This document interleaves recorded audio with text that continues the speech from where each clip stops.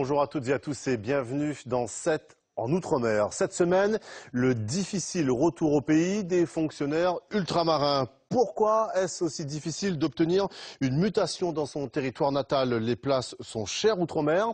À La Réunion, en 2014, 1336 candidatures ont été enregistrées pour 10 postes seulement de policiers. En Guadeloupe, il n'y avait que 5 postes de disponibles pour 400 candidats.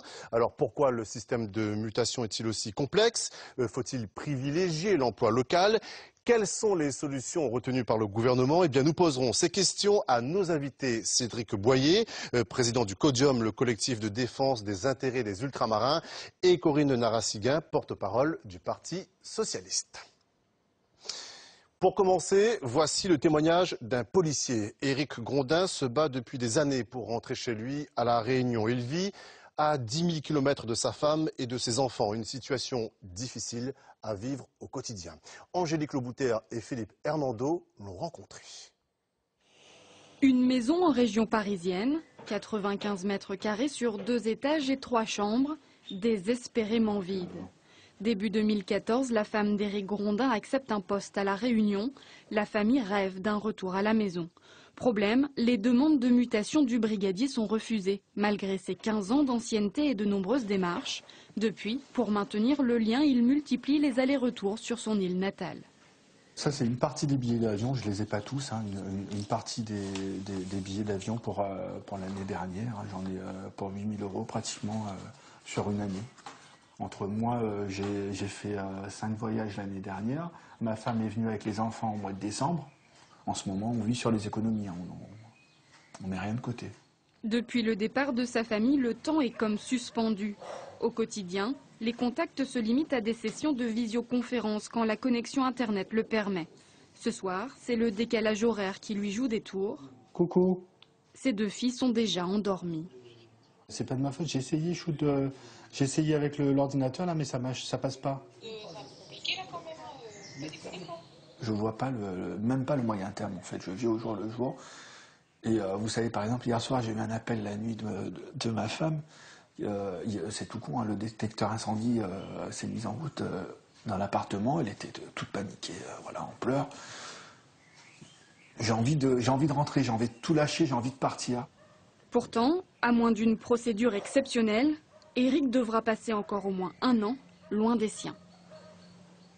Et avec nous donc aujourd'hui Cédric Boyer, président du CODIUM et chargé de la fonction publique au CREFOM, le conseil représentatif des associations ultramarines, et Corinne Narassiguin, porte-parole du Parti socialiste. Bonjour donc à tous les deux. D'abord avec vous Cédric Boyer, on vient de voir l'exemple d'Éric Grondin, un collègue policier. Combien sont-ils aujourd'hui dans ce cas? Est-ce que vous rencontrez beaucoup de cas aussi désespérés que celui d'Éric Grondin? Malheureusement, ils sont très très nombreux à attendre un rapprochement comme ça avec leur conjoint. Et plus les années passent et plus les cas se multiplient. Aujourd'hui, la difficulté pour des fonctionnaires de rentrer dans ce cadre-là, c'est l'attente qui est estimée entre 3 et 5 ans. C'est très très long pour eux, ce sont des situations familiales compliquées, ça peut déboucher parfois sur des situations encore plus compliquées comme des séparations? Écoutez, vivre sans ses enfants pendant 3 à 5 ans, je pense que pour un être humain, c'est super compliqué. Même ne pas être là en soutien de sa femme ou de son époux, c'est très dur à vivre. Effectivement, pour des gens qui sont moralement, on va dire, plus faibles, oui, on arrive à des gestes malheureusement désespérés. Et parfois aussi des tentatives de suicide? Des tentatives et même des gens qui finissent par y arriver. Alors, on l'a entendu, un drame personnel, Corinne Narassiguin. Vous êtes, vous aussi, réunionnaise. Est-ce que vous comprenez le désespoir, justement, de ces fonctionnaires et de celui d'Éric Grondin? Bien sûr, bien sûr. On sait bien qu'il y a des situations qui sont très difficiles. Ce sont des situations qui sont difficiles à vivre, même parfois effectivement extrêmement douloureuses, voire traumatiques. Et on ne peut pas rester indifférent. C'est pour cela que, on aura l'occasion d'en parler, mais c'est pour cela qu'il y a des analyses qui ont été demandées pour pouvoir prendre des décisions, des parlementaires qui se sont engagés, mais aussi le gouvernement qui travaille pour pouvoir prendre des décisions pour simplifier ces mutations. Parce que c'est vrai que la situation, en plus, était déjà difficile depuis très longtemps, mais elle s'est en plus dégradée pendant les années 2000, parce qu'on a complexifié le système, en particulier pour les policiers. Donc il est encore plus opaque. et il est encore plus difficile. On a vu une chute des mutations des ultramarins d'origine dans leur département d'origine entre la fin des années 2000 et maintenant, 2013. On en parlera dans un instant. Corinne Narassiguin, vous-même, Cédric Boyer, vous êtes aussi policier. Est-ce que vous êtes toujours candidat au retour à La Réunion chez vous? Bah écoutez, moi j'ai espéré pendant une dizaine d'années rentrer, et puis vous savez, la vie, le quotidien finit par vous rattraper. Vous construisez une vie de famille, des enfants, et puis moi, mon épouse n'étant pas dans la police, c'est beaucoup plus compliqué encore pour elle d'être mutée. Donc moi, un retour, ce serait pas avant 7-8 ans, voire plus, au gré de la vie, quoi. Et vous gardez le moral? On va essayer. Maintenant, on se bat pour les enfants. Et puis surtout, avec cette association, quitte à rester ici, autant faire fructifier ces années et aider les autres. Donc j'espère bien un jour, quand je vais rentrer, que je verrai des jeunes policiers, des jeunes fonctionnaires arriver là-bas après avoir passé 7, 8, 9 ans seulement en métropole. Alors la migration des fonctionnaires, c'est un sujet qui date du siècle dernier. Des milliers d'ultramarins ont débarqué dans l'Hexagone dans les années 60 pour être affectés dans certains corps de la fonction publique. Voici Sétière. Gladys Somariva nous a rejoint. Bonjour Gladys. Un organisme a géré cette émigration, c'est le BUMIDOM. Oui, le Bureau pour le développement des migrations dans les départements d'outre-mer, créé par Michel Debré en 1963. Il est alors député de la Réunion et il veut ainsi encourager l'émigration des habitants des DOM-TOM vers l'Hexagone. L'idée lui est venue à la suite d'un voyage à la Réunion avec le général de Gaulle. On voit ici les images. Il y constate la pauvreté, le chômage et la surpopulation de l'île. Il décide donc de faire venir de jeunes ultramarins en France métropolitaine pour repeupler certaines régions et travailler dans la fonction publique. Le BUMIDOM, lui, est censé gérer sur place les formations de ces jeunes et proposer aussi un accueil. C'est donc une immigration massive et pourtant on dispose de très peu d'images sur ces gens qui vont vivre ainsi en France. À part ce reportage de l'ORTF, il date de la fin des années 60. On y suit Pierrette, une Martiniquaise qui est venue travailler à Paris et qui s'est recréée ses Antilles. Voilà, on la voit danser avec ses collègues. Ils travaillent dans les PTT, dans les hôpitaux, à la RATP. Ils sont aides-soignants, facteurs. Et on voit ici donc Pierrette à la fête et je vous propose d'écouter Pierrette. En dehors de mon travail, je ne côtoie pas les métropolitains. Pourquoi? Parce que j'ai jamais l'idée de... J'aime mieux rester dans ma famille. Dans ma famille, ce que je dis, ma petite société de Martiniquais que je connais ou de Martiniquaises. Voilà, Pierrette fait la fête à sa façon, Gladys. Alors, comment le BUMIDOM est-il perçu à l'époque? Eh bien, pas très bien. Très rapidement, certains vont critiquer le caractère colonial et déshumanisant du BUMIDOM. Ils dénoncent aussi les conditions d'accueil qui sont très loin de ce qui a été promis. Et en 68, le siège du BUMIDOM à Paris est saccagé. Sur les murs, des tags dénoncent la traite des nègres, l'impérialisme français et demandent le retour au pays. Alors, il faut savoir qu'en 20 ans, c'est près de 450 000 Domiens qui vivent en France avec leurs enfants, certains venus par le BUMIDOM, d'autres par migration spontanée. Et en 81, François Mitterrand va annoncer la fin du BUMIDOM. Mais chez les fonctionnaires, il y aura toujours ce désir de retour qui ne fait que croître. Comme on peut le voir sur ces images, elle date de 1994, une manifestation pour le droit de travailler au pays. C'est devant le siège du ministère des DOM-TOM. Autre pomme de discorde, les congés bonifiés. Alors ce congé qui est attribué tous les 3 ans environ aux fonctionnaires d'outre-mer qui travaillent en métropole. On propose un financement notamment du voyage. Ce congé permet de maintenir un contact avec la région d'origine et il est régulièrement menacé. Là on est en 99. Il y a une manifestation pour demander de maintenir ce congé. Et à cette manifestation, on va voir, il y a les enfants du BUMIDOM. Ceux-là sont nés en France, mais ils veulent aussi maintenir la relation avec leur région d'origine.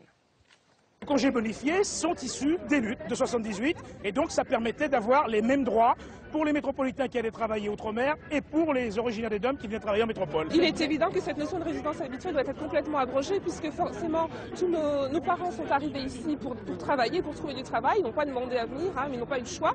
Et bien entendu, les enfants sont nés ici, les nôtres aussi sont nés ici et forcément cette notion de résidence habituelle, elle n'est valable que pour les métropolitains qui eux travaillent dans les DOM. Cédric Boyer et Corinne Narassiguin, est-ce que finalement, on vient d'entendre, l'esprit du Bumidum ne marque pas encore aujourd'hui l'administration française qui considérait finalement que les ultramarins venaient ici faire toute leur carrière sans billet retour? Est-ce que ce n'est pas encore le cas aujourd'hui? Effectivement, on a l'impression que depuis que maintenant ça fait 50 ans que le problème n'est toujours pas réglé.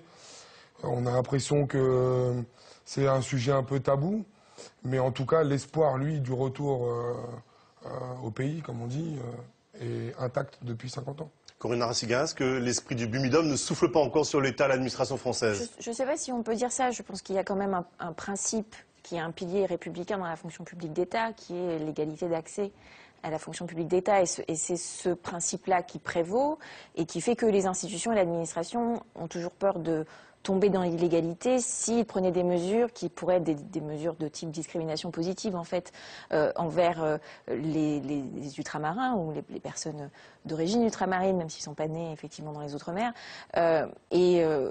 Et donc, c'est compliqué. C'est pour ça que ça prend du temps de changer les choses.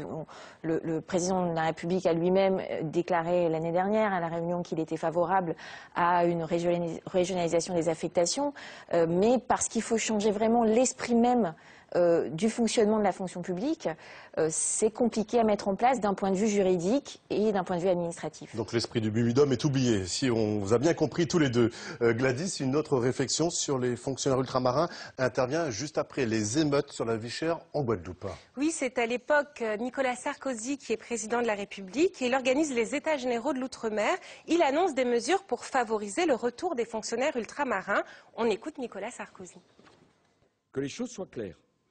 Il ne s'agit pas de faire passer à toute force les ultramarins devant les autres. Il s'agit simplement, à compétence égale, de favoriser l'affectation des ultramarins en Outre-mer. Les ultramarins n'ont pas vocation à passer devant les autres, ils n'ont pas non plus vocation à passer systématiquement derrière les autres pour la seule raison qu'ils ont de la famille Outre-mer. Alors on voit une position qui a l'air comme ça assez forte, mais malheureusement elle ne sera pas suivie d'effet, puisqu'en 2010, Georges Tron, qui est alors secrétaire d'État à la fonction publique, va se montrer très opposé à cette mesure. La fonction publique, ce n'est pas l'auberge espagnole. On y rentre par concours, ça correspond à un besoin recensé, les postes sont ouverts en fonction des besoins recensés.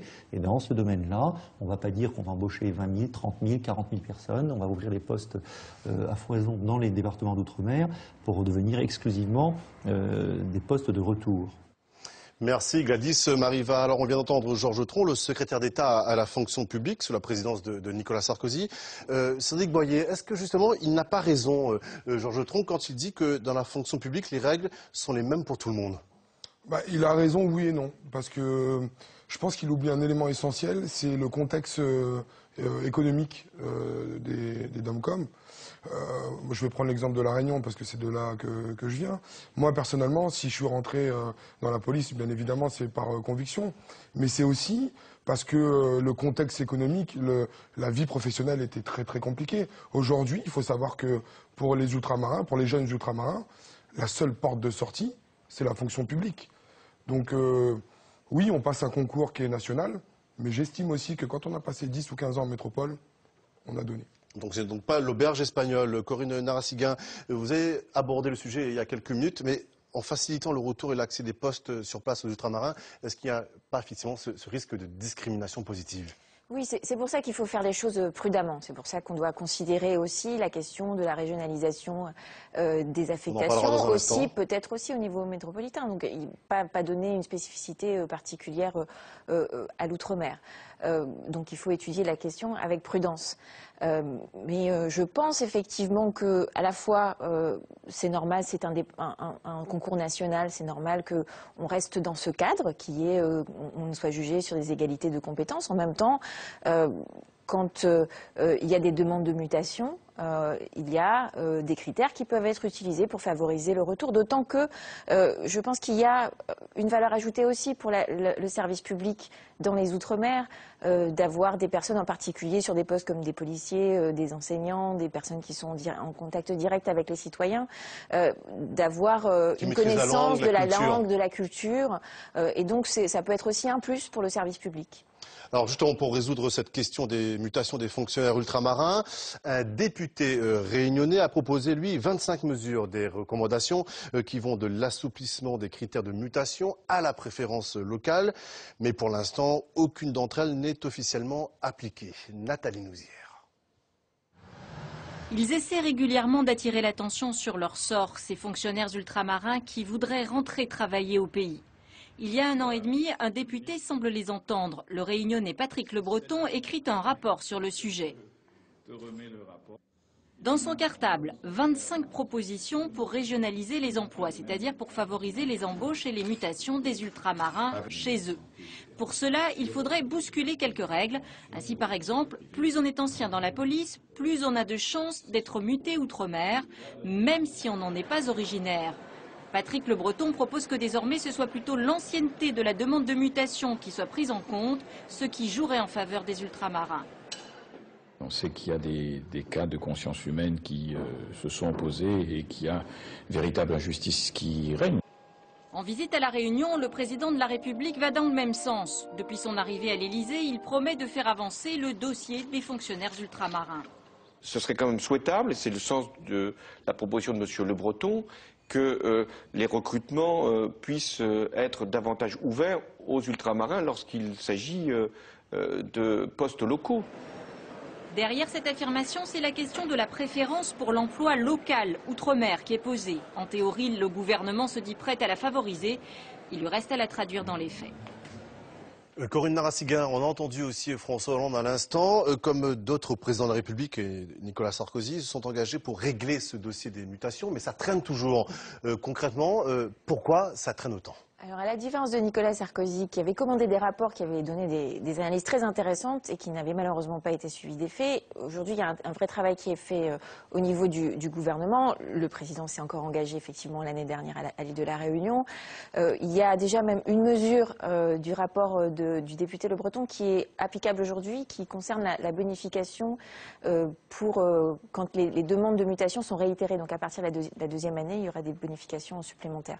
Ce qui va permettre de renforcer les critères pour ceux qui, donc les chances de ceux qui veulent être mutés dans leur pays d'origine. Et c'est vrai que la question de ce qu'on appelle les centres d'intérêt... On en parlera dans un instant, mais par rapport à ce que vient de dire Mme Narassiguin, Cédric Boyer, vous êtes d'accord? Cet aspect est appliqué ou pas finalement sur cette bonification des demandes? Pas du tout. En fait, moi je suis assez dubitatif, parce que autant le rapport de M. Le Breton... il est excellent, on y a travaillé dessus, on a émis quelques idées qui apparaissent dans ce rapport, notamment la bonification de 1000 points, parce que c'était 1000 points que M. Le Breton demandait, le retour à l'ancienneté des demandes et la prise en compte des critères d'intérêt matériel et moraux. D'accord. Donc aujourd'hui, il y a effectivement une note, comme disait Madame la porte-parole, dans la police nationale, une note interne. Cette note dit clairement que 100 points sont attribués à la réitération des demandes. Alors, un petit point de précision, la réitération des demandes, ce n'est pas l'ancienneté des demandes. L'ancienneté des demandes, c'est un fonctionnaire qui a demandé 10 fois la réunion, ne se voit pas dépassé par un fonctionnaire beaucoup plus ancien, mais qui a demandé 2 fois. La réitération des demandes, c'est le fait de réitérer sa demande continuellement, ce qui apporte ces points. Mais là où je suis très très déçu, c'est ces 100 points sont pour tout le monde. Originaire, non originaire. Donc, comment voulez-vous, à un moment donné, que les ultramarins, à un moment donné, aient une petite chance d'essayer de rentrer au pays? C'est juste une première mesure, parce que c'était une mesure qui était simple à mettre en application. Par contre, sur la question, on est tout à fait d'accord, sur la question des centres d'intérêt matériel et moraux, la demande a déjà été faite par Bernard Cazeneuve à la Direction générale de l'administration et de la fonction publique de faire un rapport sur déjà l'extension possible de ce critère pour d'autres agents de la fonction publique, pour la totalité de la fonction publique. Donc ça, c'est à l'étude. Et aussi sur la question de la clarification de ces critères, parce qu'aujourd'hui, ils sont assez opaques, ils sont assez complexes. Et donc, à la fois de les simplifier, mais de les renforcer d'un point de vue administratif et juridique. Et l'objectif est d'être en capacité de prendre des décisions d'ici l'automne. Et donc, on attend attend le résultat des analyses de l'administration sur cette question. Vous êtes donc prêt au Parti socialiste, au gouvernement, d'appliquer les mesures Le Breton? Le gouvernement a demandé à l'administration justement d'évaluer dans le détail l'applicabilité des mesures qui ont été proposées par le rapport Le Breton pour qu'on puisse prendre des décisions. Et je voudrais préciser que du côté du Parti socialiste, on a le congrès de Poitiers le week-end prochain on aura dans le cadre de ce congrès une table ronde spécifiquement consacrée au sujet des ultramarins, de l'outre-mer, parce qu'il y a beaucoup de dossiers, dont celui-là, dont il faut s'occuper et sur lequel le Parti socialiste veut être en avant. Cédric Boyer, vous y croyez? Vous pensez que ça peut réellement faire bouger les choses? Vous pensez qu'au PS, on a pris conscience de la situation des fonctionnaires ultramarins aujourd'hui? Écoutez, moi je pense qu'il y a une bonne volonté. Il y a une bonne volonté de faire. Nous, effectivement, le CREFOM et l'association Codium, on a rencontré dernièrement à Matignon puis à l'Élysée les conseillers du président de la République et du Premier ministre. Effectivement, il y a une volonté d'aller de l'avant et de créer quelque chose qui pourrait favoriser un retour au pays des ultramarins. Mais on sent aussi cette crainte, comme l'a expliqué Madame la porte-parole, cette crainte juridique derrière de discrimination. Après, aujourd'hui, quand on regarde bien ce qui se passe dans la fonction publique, on trouve bien des critères pour obtenir les congés bonifiés. D'ailleurs, ces critères, ça s'appelle bien les CIMM. Alors, il faut rappeler quand même à ceux qui nous regardent que les CIMM, Centre d'intérêt moraux et matériels, c'est de pouvoir prouver son origine et le lien qu'on a avec le département dans lequel on veut se rendre. Voilà, c'est la précision qui était importante. Je pense qu'il faut vraiment établir, d'un point de vue juridique comme pivot de la fonction publique, des critères qui permettent et d'obtenir ces congés bonifiés et d'obtenir une bonification conséquente, parce que 100 points... Malheureusement, quand on connaît le barème des points dans la police ou dans la fonction publique, c'est très peu. Mais il faut une bonification conséquente pour qu'il y ait un effet levier. Alors dans ce rapport Le Breton, il y a également la préférence régionale. Faut-il légaliser ou pas la préférence régionale dans les DOM, départements d'outre-mer, et dans les COM, les collectivités d'outre-mer? Est-ce que priorité à l'emploi local, priorité aux ultramarins dans l'emploi, est-ce qu'on peut légaliser ou pas ce dispositif? Corinne Narassiga. Ça, c'est une vraie question constitutionnelle, en fait. Donc c'est pour ça que je ne veux pas m'avancer sur la faisabilité d'une telle demande si on la circonscrit uniquement à l'outre-mer. Je pense qu'il y a peut-être moyen là, ce serait constitutionnel si on décidait de régionaliser pour tout le monde, aussi au niveau de la métropole. En plus, maintenant, on a des plus grandes régions, etc. Donc ça, c'est très compliqué parce que la Constitution demande à ce qu'il y ait un principe d'égalité. En même temps, il y a un article de la Constitution qui prévoit des situations, des lois spécifiques aux Outre-mer pour répondre aux caractéristiques spécifiques de l'Outre-mer. Donc là, on est sur un sujet où c'est la question, c'est est-ce que la spécificité de l'Outre-mer est suffisamment forte pour justifier de changer le principe d'égalité de la fonction publique? Cédric Boyer, en quelques mots, favorable ou pas à cette préférence régionale? Écoutez, moi, comme tout, je pense qu'il y a un moment, il ne faut pas avoir d'abus non plus, il ne faut pas être dans l'excès. Mais je pense sincèrement qu'à compétences égales, on pourrait éventuellement favoriser des candidatures locales.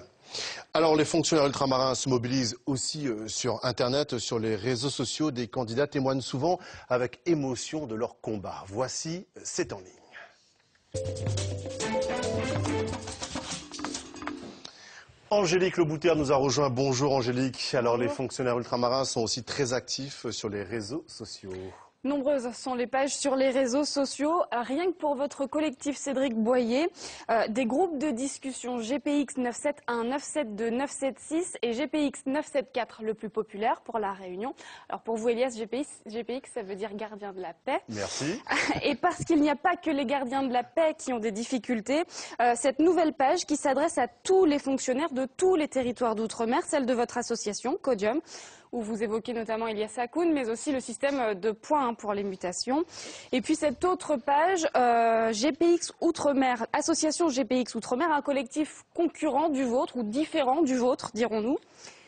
Sur lequel vous partagez les mêmes revendications, mais la manière de combattre, effectivement, est différente. Alors, Angélique, vous avez trouvé, vous, une association qui recueille les appels à l'aide des personnels de la fonction publique de tous horizons et pas seulement d'outre-mer. Oui, une association et ce site web qui va à la rencontre des fonctionnaires qui ont des difficultés, SOS fonctionnaires victimes, avec ce slogan qui claque, subir ou l'ouvrir, on peut choisir. On y trouve des témoignages de victimes de harcèlement, de sexisme, de racisme aussi. Marianne, par exemple, après un détachement en police municipale pour se rapprocher de chez elle et de sa fille, elle explique qu'elle a été victime de sa hiérarchie. Elle parle de brimades, de moqueries. Je suis exclue des réunions, je ne suis plus au courant de rien, jugée contestataire et provocatrice. Ou encore cet autre témoignage, Sophie, enseignante, mutée sans qu'elle ne comprenne vraiment les motivations de sa hiérarchie. Angélique, beaucoup donc de mauvaises expériences. Malgré les difficultés qu'ils peuvent rencontrer, eh bien, les fonctionnaires continuent d'être stigmatisés. On appelle ça le fonctionnaire bashing. Oui. Le fonctionnaire bashing qui s'amplifie sur les réseaux sociaux. La mauvaise image des fonctionnaires, c'est peut-être la raison pour laquelle l'opinion publique est peu sensible à vos revendications, à vos demandes. D'où cette récente campagne de Marie-Lise Lebranchu, ministre de la fonction publique, pour redorer l'image de ses personnels. Des photos réalisées avec le concours d'agents publics pour dénoncer les préjugés. Alors les policiers seraient des planqués ou des feignants. Les profs, eux, seraient des privilégiés ou des durs d'oreilles qui ne seraient pas à l'écoute. Une campagne que vous retrouverez sur les réseaux sociaux grâce au hashtag cliché contre cliché. Merci Angélique Lebouter. Cédric Boyer, on vient de le voir, est-ce qu'avec tous ces clichés sur les fonctionnaires, il n'est pas plus difficile pour vous de mener justement vos actions, de sensibiliser le public sur votre retour, sur vos mutations? Je pense que c'est plus un problème de communication. On est relayé quand on soulève un mécontentement ou un problème dans la fonction publique. Mais c'est vrai que moi, je pense au contraire qu'il faut valoriser la fonction publique. Il faut montrer justement, surtout en Outre-mer, où nos jeunes sont en difficulté face au chômage. Il faut montrer ces exemples. Et je pense justement qu'un retour au pays des fonctionnaires impulserait cette image, montrerait l'exemple aux autres en leur disant écoute, c'est pas rédhibitoire, on peut s'en sortir, on peut aller vivre en métropole, revenir sans passer pour quelqu'un qui, comme on dit, fonctionnaire feignant ou planqué. Voilà. Corinne Narassiguin, on a beaucoup parlé lors de cette émission des fonctionnaires, des policiers surtout en particulier, mais il y a également les fonctionnaires stagiaires, les enseignants stagiaires, que ce soit à La Réunion, en Polynésie française ou aux Antilles, qui eux ne veulent pas justement quitter leur poste dans leur département ou territoire pour venir en métropole. Ils veulent garder le poste qu'ils occupent, un poste qui est vacant souvent à la rentrée. Est-ce qu'on pense aussi à eux qui justement ne veulent pas faire le chemin inverse? Oui, mais je pense que c'est la même question d'une certaine manière, parce que c'est la question des affectations par rapport à des concours qui sont nationaux. Et donc là, effectivement, c'est en début de carrière, donc la question des critères se pose, d'évaluation des critères se pose différemment. Mais au final, c'est la même question. C'est quand on choisit d'entrer dans la fonction publique, et peut-être que parfois, c'est effectivement, et c'est là où il y a un travail de toute autre envergure à faire sur la question de la situation économique dans les Outre-mer, pour offrir peut-être d'autres avenues de carrière professionnelle aussi aux jeunes. Mais en même temps, je pense que c'est important de valoriser la fonction publique aussi et de dire que ce sont de belles carrières dont on a besoin, le service public, on en a besoin. Donc je pense que ça fait partie globalement du même problème. On va pas, on doit régler de la même manière cette question des stagiaires, de ceux qui ne veulent pas partir par rapport à ceux qui veulent rentrer, parce qu'au final, c'est la même question de où est-on affecté en fonction de ses origines. En un mot, vraiment, Cédric Boyer, sur les enseignants stagiaires qui ne veulent pas venir dans l'Hexagone, est-ce qu'ils peuvent être titularisés? Est-ce qu'ils doivent être titularisés sur place? Écoutez, moi je pense que quand on sait qu'on va passer 20 ans ou 25 ans en métropole, je pense que oui. Moi aussi, il y a 11 ans en arrière, on me l'aurait dit, j'aurais refusé d'entrer dans la fonction publique. Donc voilà, une titularisation sur place, c'est ce que vous leur conseillez, et vous conseillez également au gouvernement et au Parti socialiste. Merci à tous les deux, merci Corinne Narassiguin, merci Cédric Boyer d'être venu nous apporter votre éclairage et votre analyse de la situation des fonctionnaires ultramarins qui veulent repartir au pays. La semaine prochaine, nous parlerons des océans avant la journée mondiale qui leur est consacrée le 8 juin. Comment faire face à la montée des eaux outre-mer? Quel avenir pour les écosystèmes marins et les populations menacées par le réchauffement climatique? Eh bien, vous pouvez laisser vos témoignages et vos questions sur la première.fr, franceeau.fr ou bien encore sur Twitter, hashtag 7 en Outre-mer. Merci de nous avoir accueillis chez vous et rendez-vous dans 7 jours pour 7 en Outre-mer.